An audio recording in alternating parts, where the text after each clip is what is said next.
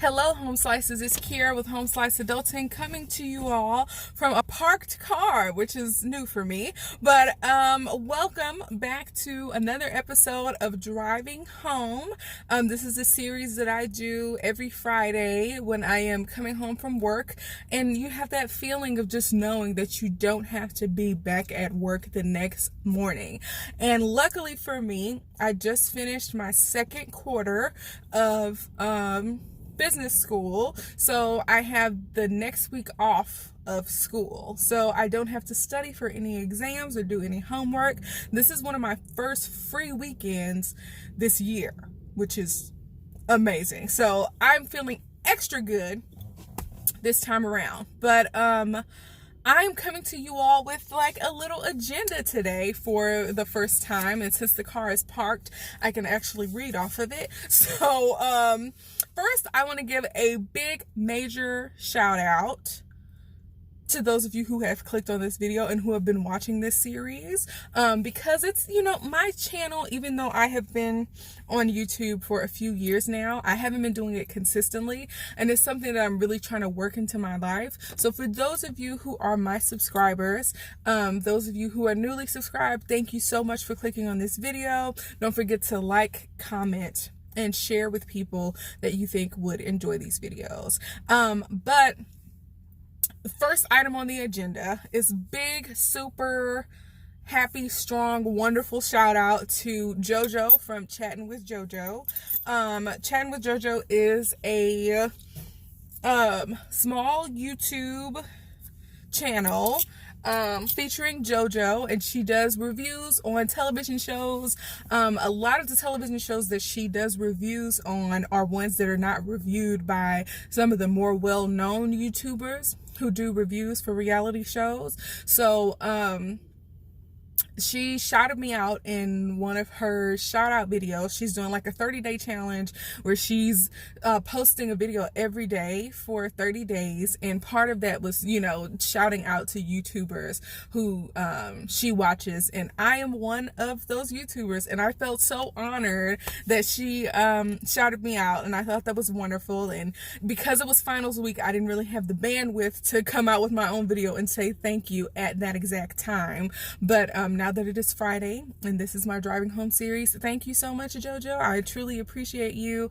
And because I am from Houston and sometimes go back home, maybe we should figure out how to collaborate. Maybe we can talk about that. But moving on, you all go check out her video, and I hope I remember, but I am going to put a link to her channel in the description box, okay? So be sure to check out her channel. She's very funny. She's great. Moving on, let's talk about Daniel Caesar, okay? So I just found this out today. And one of the reasons I don't really like talking about current events on my YouTube channel is because I purposely don't watch the news. I purposely don't I avoid topics like politics and religion and things along those lines. I'm just now getting comfortable to the point where I'm kind of in a space to talk about race on my channel in particular, and in my personal life. But Daniel Caesar, he wants to know why Black people are so mean to racist white people. It's so funny. It's ridiculous for, from one Black person to another, for you to say, why are Black people so mean to white people? And Black people are not the winning culture right now. So basically you need to assimilate to white culture and then build on top of that. It's basically what he was saying. So for those of you who don't know what I'm talking about, Daniel Caesar is an up-and-coming R&B artist who isn't even American, come to find out. His parents are from the Caribbean, and he was born in Canada. So number one, he is, I'm sorry about that, y'all, if y'all heard that. That was a notification on my phone. Let me see if I can silence that. Okay, Shouldn't be no more interruptions. Okay, so number one, he's speaking about a culture that he didn't necessarily grow up in and maybe doesn't know the complete history of. So that's problem number one. Problem number two is that he came to the defense of someone that people view as racist. And he's speaking out against his audience. I mean, R&B, it's a black thing. And somebody who commented on the same thing, brought up the fact that black people are the first people to do all the cool stuff. And when black people say something is cool, that's when it can get assimilated into white culture. Think about anything. Fox, when it first became a network, featured shows like Martin and Living Single. And when black people caught on, when black people said these shows are cool, these shows are great, Fox slowly turned from having more ethnic programming to what it is now, to having a lot of white programming and transitioning from this urban to this more popular culture type of network.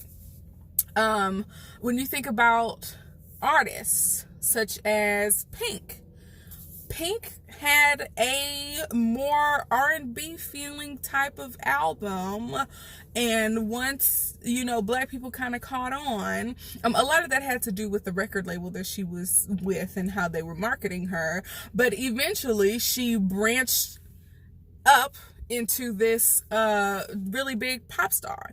And so black people say what's cool, and then white people catch on eventually. And that's just the nature of how things work in popular culture in America.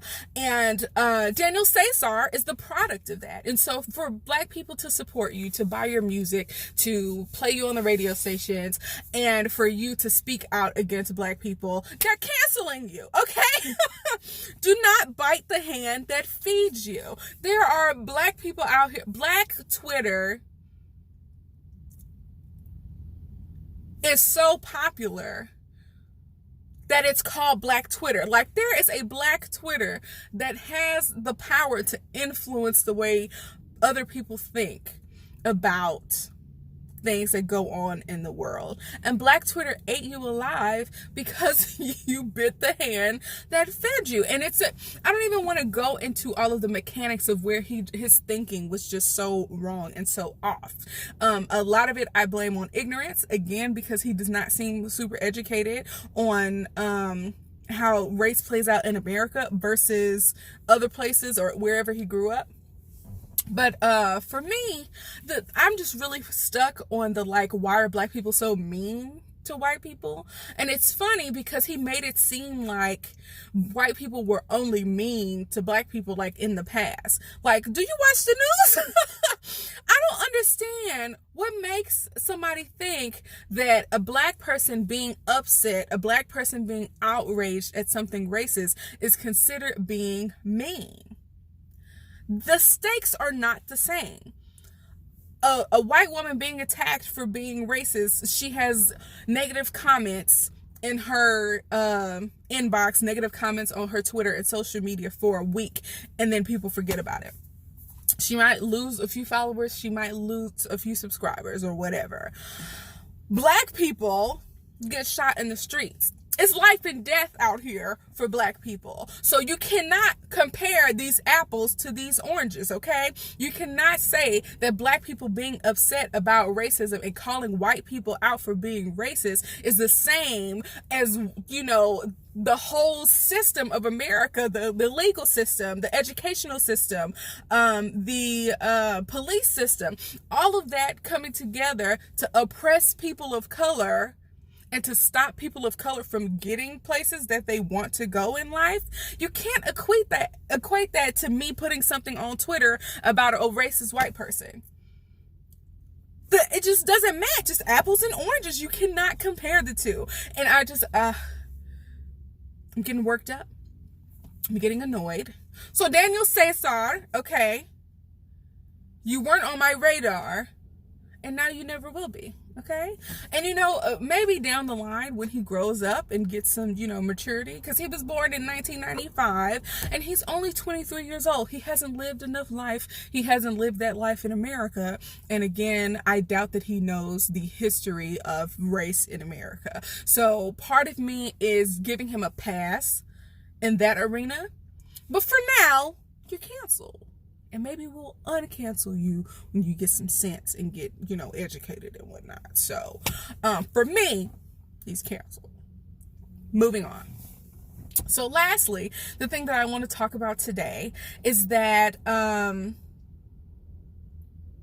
I have had a gift of singing, and I never use it.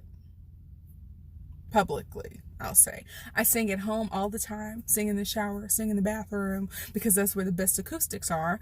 But I don't like singing in public because as a person who's like really into education and stuff, I want to be able to be like a master of singing before I share it as a gift. Like, I can't read music, can't play an instrument, have written like snippets of a song, but I don't have anything along the lines of musical education for me to feel confident about how to control my voice, or like knowing when to take the right breaths. Like if you don't breathe properly, your singing doesn't come out right and it messes everything up. And it's like I have this people call it like analysis paralysis, where you think so hard about something or you overthink so much that it prevents you from actually taking action.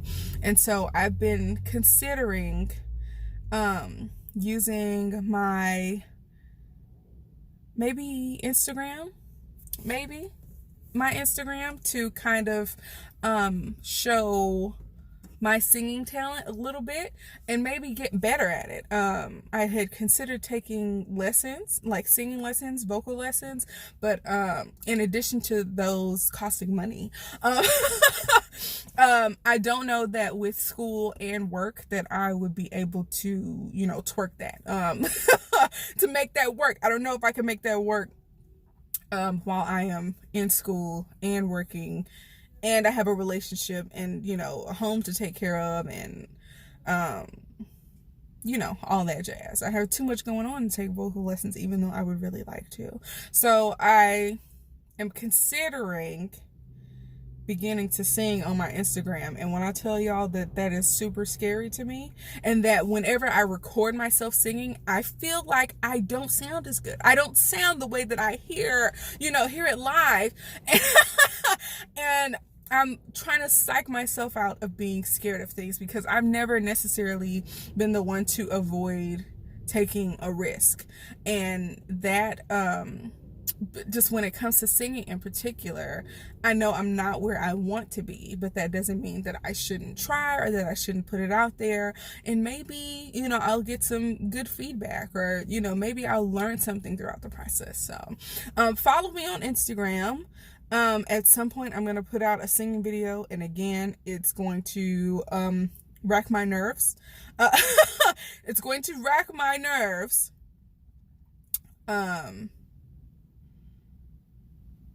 Putting something out there, not knowing how people are going to react to it, if people are going to be like, oh, you can't sing, or exposing yourself, in a vulnerable state. So, but anyways, I think I'm going to go ahead and do it, and find the courage. So thank you all for watching. This has been the driving home series, even though my car is stationary. I'm actually going out with some coworkers, after work, and that's why, and it's close by. So, I couldn't do a 14-minute video, going to a bar that's only, 5 minutes away. So I just wanted to come to you all in a stationary form, in my car for this driving home series. And thank you so much for watching. Again, don't forget to like, comment, subscribe, and share this video with someone who you think will like it. Peace out, home slices.